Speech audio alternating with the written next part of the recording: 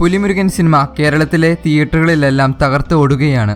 ഇതിനിടെ സിനിമ മൂലം വെട്ടിലായിരിക്കുകയാണ് വയനാട്ടിലെ ഒരു ഫോറസ്റ്റ് ഉദ്യോഗസ്ഥൻ. പുലിമുരുകൻ കാരണം ജോലിയെടുത്ത് ജീവിക്കാൻ കഴിയുന്നില്ല എന്നാണ് വയനാട് വന്യജീവി സങ്കേതത്തിലെ വനപാലകരുടെ പരാതി. പുലിമുരുകൻ റിലീസ് ചെയ്തതിനു ശേഷം വനമേഖലയ്ക്ക് സമീപം താമസിക്കുന്നവർ വനപാലകരെ കയ്യേറ്റം ചെയ്യുകയാണെന്നാണ് പരാതിയിൽ പറയുന്നത്. ഇക്കാര്യം കാണിച്ച് വയനാട് വന്യജീവി സങ്കേതത്തിലെ warden P Dhanesh Kumar chief വാർഡന് പരാതി നൽകി.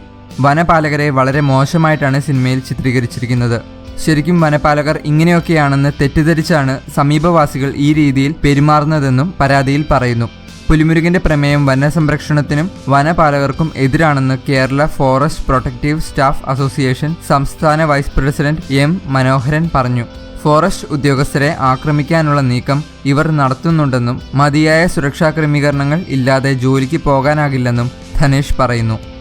കൂടുതൽ സിനിമാ വാർത്തകൾക്കായി ഈ ചാനൽ സബ്സ്ക്രൈബ് ചെയ്യുക. Like, share and comments. എല്ലാവർക്കും നന്ദി.